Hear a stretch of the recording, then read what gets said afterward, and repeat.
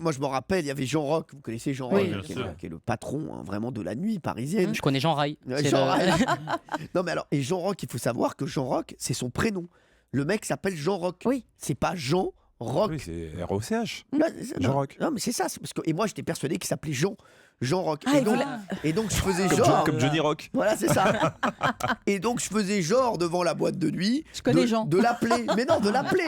Donc, il était devant, je faisais Jean, on est trois. Oh la loose. Jean, on est trois. Et à un moment, il m'a regardé, il a fait. De toute façon, c'est pas Jean, c'est Jean Rock. Et de toute façon, tu rentres pas.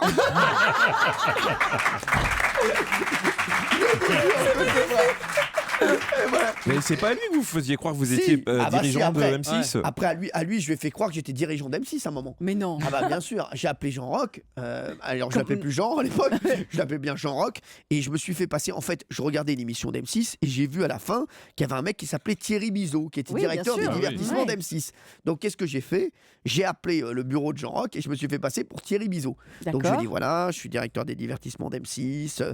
J'aimerais beaucoup te mettre sur des projets pour la chaîne, tout ça. Et donc Jean Rock rentre complètement dans le truc et il me dit oui, il n'y a pas de problème, moi j'ai envie de faire de la télé, tout ça. Et donc je lui dis je vais venir dans ta boîte de nuit samedi soir. Et donc j'y vais, donc c'était au VIP et donc je suis dehors. Et à un moment je l'appelle et j'appelle un videur, je dis est-ce que vous pouvez lui dire que Thierry Bizot est là, s'il vous plaît? Et donc il va chercher Jean Rock et là il y a Jean Rock qui arrive, il fait oh Thierry, comment vas-tu? Et là, il me sort des bouteilles, une table exceptionnelle. Non, mais je vous jure que c'est vrai. Et donc, j'étais installé mais comme un roi. Et ça dure 6 mois, cette affaire. À chaque fois que j'arrivais, il me voyait au bout de la rue, il faisait Thierry, rentre. C'est génial.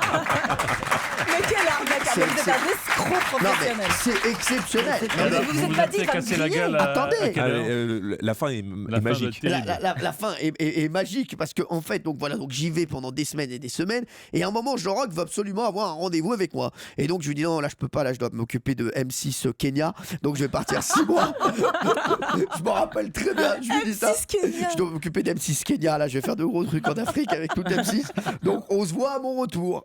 Et j'étais stagiaire à Comédie.